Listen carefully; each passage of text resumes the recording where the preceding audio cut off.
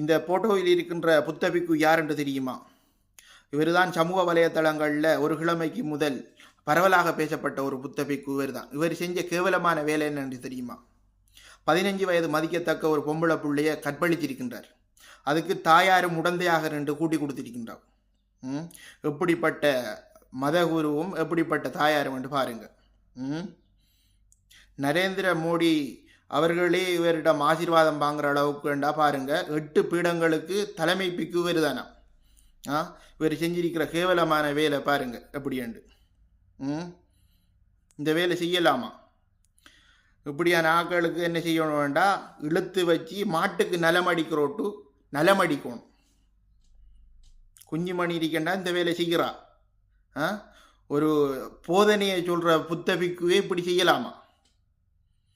இவர் கைது செய்யப்பட்டதாக கூறப்படுகின்றது.